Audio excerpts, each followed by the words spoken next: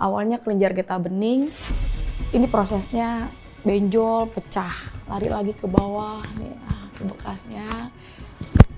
Benjol dulu sampai kayak segede tomat, pecah. Tumbuh lagi, makin bau, dan baunya bau busuk banget. Ini payudara kan bolong ya, udah nggak kelihatan. Payudara itu hancur gitu. Jam 1, jam 2 saya seperti kuntilanak yang ngerintik kesakitan gitu. "Ma, sakit ma, ini sakit, ini nanah semua." Singkat cerita saya mau bunuh diri gitu. Lembut banget di telinga saya waktu saya mau minum serangga itu di "Aku mengasihimu." Saya merinding semua, saya lihat ke belakang, saya lihat ke samping, itu nggak ada orang. Dan itu ayah saya langsung ngambil pisau ke belakang. "Ku bunuh kau," kata gitu. "Itu pisau udah di sini. Ya.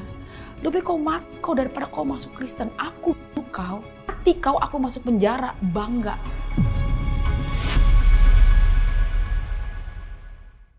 Sebelum mengenal Tuhan, saya dapat sakit penyakit di umur 17 tahun. Awalnya kelenjar getah bening, dia kalau belum dicabut akarnya, dia tumbuh. Dan dalam tubuh saya ini ada 4 bekas. Pertama di leher, awalnya tuh ya, ada bekasnya. Saya menderita sakit itu setahun setengah. Ini prosesnya benjol, pecah, lari lagi ke bawah, nih, ke bekasnya. Benjol dulu sampai kayak segede tomat, pecah. Dan lari lagi ke bawah ketiak, gede, pecah, ya kan. Dan lari lagi ke payudara gitu. Dan selama setahun setengah saya menderita sakit, setiap malam saya nggak bisa tidur. Dan semenjak saya sakit itu saya berobat alternatif. Saya nggak pernah namanya ke dokter, tapi nggak menghasilkan perubahan. Dia tetap tumbuh lagi, makin bau, dan baunya bau busuk banget. Kalau boleh jujur, saya bukan orang punya ya, dari keluarga bukan orang punya. Mama saya cuma kerja kuli cuci. Dan kakak saya bilang, "Lu mati aja deh. Gara-gara penyakit lu tuh perabotan rumah habis." Dan saya tidur udah mulai diasingin sama keluarga saya. Saya tidur cuman alas kayak karpet gitu. Saya tidur di ubin, dan selama setahun setengah itu saya merintih kesakitan yang tadi saya bilang, saya nggak bisa tidur tiap malam. Jadi saya kalau inget-inget ke situ saya nggak kuat, karena memang Tuhan baik banget ya. Jam 1, jam 2 saya seperti kuntilanak yang ngerintik kesakitan gitu kan. "Ma, sakit ma, ini sakit, ini nanah semua. Ini payudara kan bolong ya, udah nggak kelihatan, payudara itu hancur gitu. Ma, sakit ma," gitu. "Ya gimana Neng, Ma kan udah jualin semua, Ma udah berusaha gitu. Tapi Ma udah nyerah gitu." Singkat cerita saya mau diri gitu, karena saya kalau keluar nih dikatain sama tetangga saya, bukan tetangga sih, dia masih saudara ya. "Lu mau tau nggak ciri lepra? Tuh kayak kulit lu, kayak badan lu," gitu. Jadi setiap saya di dalam bosen gitu, karena kan di dalam terus ya, suntuk. Jadi saya keluar sebentar, keluar pintu rumah, keluar. "Lu mau tau nggak ciri lepra? Tuh kayak kulit lu." Oh, saya masuk ke kamar lagi, saya masuk ke dalam rumah, saya nangis. Dan akhirnya udah ngapain ya gue hidup gitu, toh gara-gara gue sakit, gue nyusahin yang pada sehat itu. Saya ngambil itu deterjen itu, airnya saya tuang di gelas. Waktu saya mau minum, itu di kamar itu ada yang ngusap kepala saya, dan saya dengar lembut banget di telinga saya waktu saya mau minum racun serangga itu di "Aku mengasihimu." Saya merinding semua, saya lihat ke belakang, saya lihat ke samping, itu nggak ada orang gitu kan. Saya pikir setan gitu kan. Akhirnya saya keluar, saya teriak gitu, saya nggak jadi berdiri. Saya keluar, Ma, ada setan di rumah kita gitu kan. "Diam lu, ada orang pindahan." "Di rumah ada kita ada setan, Ma." "Diam, ada orang pindahan," gitu kan. Akhirnya, "Emang siapa Ma yang pindah?" "Tuh orang Batak," kata mama saya gitu. Oh gitu kan. Akhirnya saya masuk. Dan setiap malam saya mengeluh sakit, nangis jam 1, jam 2. Kakak yang baru pindah ini, yang orang Batak itu, dengar saya merintih gitu kan. Pagi-pagi dia keluar rumah nanya sama mama saya lagi nyapu. "Bu, maaf ya, saya tiap malam dengar perempuan nangis. Itu siapa ya Bu?" "Itu tuh Neng, anak ibu, udah dibawa kemana aja nggak sembuh-sembuh," katanya gitu kan. Saya udah ke dukun, alternatif, mama saya udah melakukan berbagai pengobatan gitu kan. boleh nggak saya lihat, katanya. Akhirnya dia masuk tuh lewat pintu belakang. Dia langsung teriak, ngelihat muka saya dia langsung teriak, Tuhan Yesus luar biasa, kata gitu. Ya di saat itu ya jujur saya dengar nama Yesus itu kayaknya gimana ya, karena kan itu bukan bukan Tuhan saya gitu kan. Ibu perkenalkan, nama saya Mama Hana. Saya pindahan dari Kalimantan gitu. Jadi dia pindah tuh dari Kalimantan, luar biasa ya Tuhan Yesus itu. Banyak kan orang di Bekasi itu ya, banyak. Tapi Tuhan kirim orang dari Kalimantan pindah ke samping rumah saya gitu kan. Sebelum saya pindah ke rumah ini saya berdoa, minta sama Tuhan berikan saya tempat tinggal yang dari Tuhan. Dan sebelum saya pindah ke rumah ini, saya dapat mimpi gitu. Ada perempuan di dalam lumpur tangannya, tolong, tolong gitu kan. Tapi orang banyak yang lewat di depannya tuh nggak ditolongin. Nah kakak Mama Hana ini ngambil kayak kayu, diginiin, dia langsung naiklah perempuan di dalam lumpur ini. Itu mukanya kayak aku banget, abis dimandiin di mimpinya. Makanya tadi dia teriak, Tuhan Yesus luar biasa gitu. Dia ngeyakinin aku, percaya Dek, kakak pindah ke sini gak kebetulan. Tuhan Yesus sayang sama kamu. Waduh, saya dengar nama itu lagi, saya pikir ini orang gila gitu. Kamu pasti sembuh, kamu pasti sembuh Dek, Tuhan Yesus sayang sama kamu. Udah terus dia bilang, olesin aja ya Dek pada bagian yang sakit, kan dia ngeliat badan aku gitu kan, berat badan 27 kilo, ini aku semua pada bersisik gitu kan. Mama Hana ngeliat ya kurus banget, tapi karena dia yakin mukanya yang dalam mimpi itu mirip banget sama aku, sampai dia bersih jadi cakep gitu kan, jadi cakep. Terus dia bilang, olesin ya Dek pada bagian yang sakit. Terus ditaruhlah minyak itu di atas meja TV. Malam seperti biasa semua obat habis, yang dari dukun, yang dari alternatif itu habis, semua akar-akar yang jamu-jamu itu habis. Akhirnya mata saya ngelihat minyak yang tadi kakak itu kasih tadi malam itu, aku nggak bisa tidur. Aduh semua obat habis, minum obat aja saya nggak bisa tidur. Gimana sih nggak minum obat? Aku ambillah minyak itu, aku olesin gitu kan. Itu malam itu saya tidur ya, itu kayak orang diselimutin. Aku bilang kok enak banget ya, aku tidur pules banget ke kanan, ke kiri, aku nggak ngerasain sakit apa-apa. Akhirnya saya dibangunin, aku langsung ngambil minyak. Ma ini minyak ajaib Ma, oh itu minyak babi kali, mau babi mau tikus mau ini minyak apa aku nggak peduli, karena enak banget gitu kan. Yaudah pakai deh Neng, kalau emang sembuh mah minyak itu. Dan pas hari Minggu, nggak ngomong mau ngajak ibadah, kita jalan-jalan yuk ke mall. Kakak emang kakak nggak malu ya bawa saya kan jelek loh Kak gitu kan. Saya bau Kak, badan saya bau banget. Kata siapa kamu bau? Kamu ini cantik loh. Tuhan itu sayang sama kamu. Itu depan orang yang ngatain saya dipeluk badan saya. Saya ngerasa, ih mama saja yang ngelahirin saya, nggak mau deket-deket ya. Ini orang siapa ya gitu. Kok dia mau peluk saya gitu kan. Akhirnya udah saya berangkat pergi, katanya mau ke mall, nyampe bener di mall. Nyampenya di mall, itu saya naik tangga gitu kan. Aduh ini kayak sudah, di situ kayak ada bangku-bangku. Wah saya tetap fanatik. Saya berpikir gini, aduh Kak ini gereja gitu kan. Ayo masuk deh gitu. Di hati saya ngomong, aduh gue mati, gue udah sakit, mati masuk neraka nih. Ya akhirnya aku mau pulang kan gitu. Karena aku takut masuk gereja. Aku pegang celana, ih nggak bawa uang gitu. Mau nggak mau aku ngeliat kakak Hana ini, yaudah aku akhirnya duduklah paling depan. Aku itu saking ketakutan ya masuk neraka, aku itu baca ayat yang aku hafal aja. Terus waktu aku baca ayat-ayat yang saya hafal gitu, ini kan sound di depan muka saya ya. Pas banget saya duduk di depan, di pinggir kanan, jadi sound itu deket muka ya. Tuhan Yesus dekat kepada orang yang hancur hatinya. Sekalipun manusia memandang rupamu, engkau berharga di mata Tuhan. Dia bilang.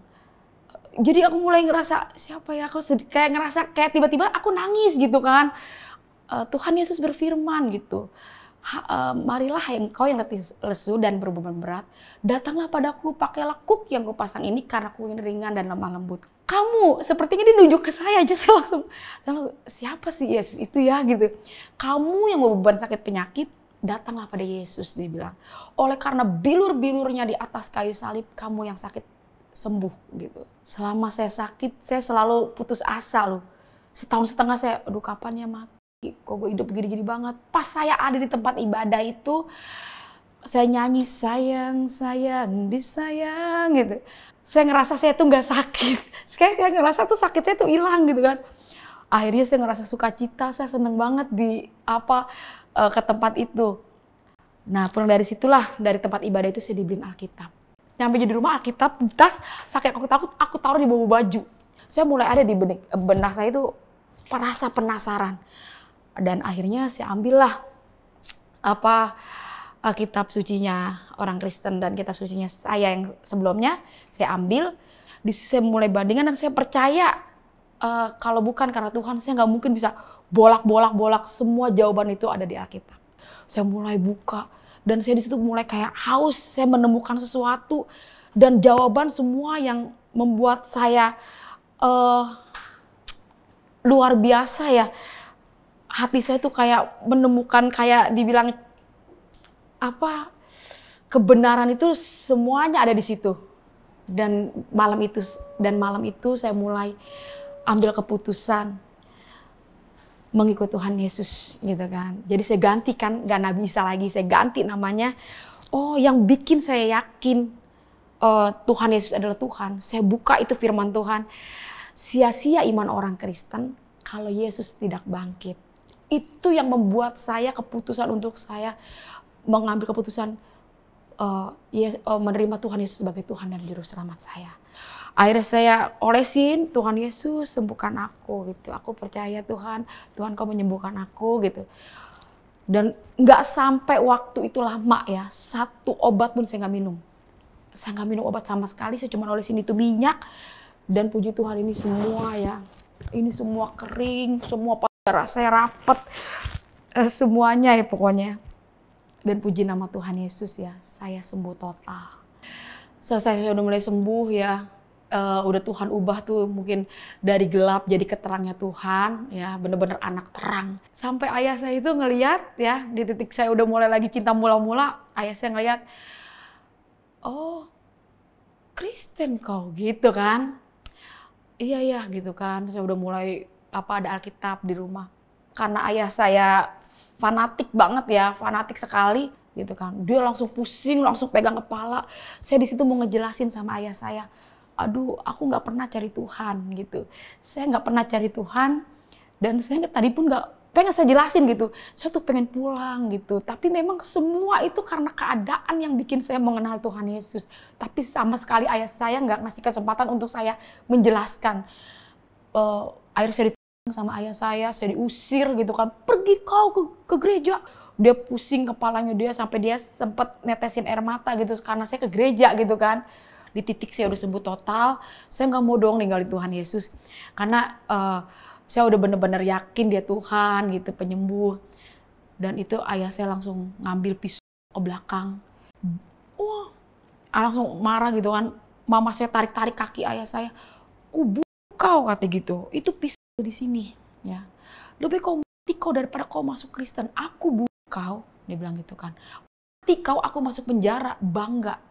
Aku langsung gini, saya secara daging bener-bener kayaknya takut gitu. Tapi saya nggak bisa ngelupain Tuhan yang jadikan aku seperti ini. Tuhan di hati saya, Tuhan Yesus tolong. Bisa di sini kan. Sampai mama saya itu tarik-tarik kaki. Nah ayah saya takut naik pitam, akhirnya dia pergilah keluar. Ayah saya pergi keluar gitu.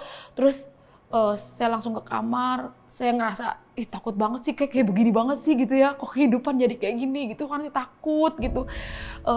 Saya nggak mau ninggalin Tuhan yang kedua kalinya. Tuhan baik sama saya pegang-pegang Alkitab. Dan disitulah suara Tuhan. Jadi suara Tuhan yaitu firman Tuhan ya. Saya langsung buka firman Tuhan itu kalau nggak salah tentang bertekun deh. Ya, itu ada Yohanes 16 ya kalau nggak salah ya. Saya lupa ini. Tentang bertekun. Akan datang saatnya orang ingin membunuh kamu ya. Bahkan dia merasa dia berbuat bakti bagi Allahnya. Gitu kan. Tapi sebelumnya ini sudah kukatakan kepadamu supaya kamu tidak menolak aku. Kalau nggak salah seperti itu ya, kurang lebih seperti itu firman Tuhan.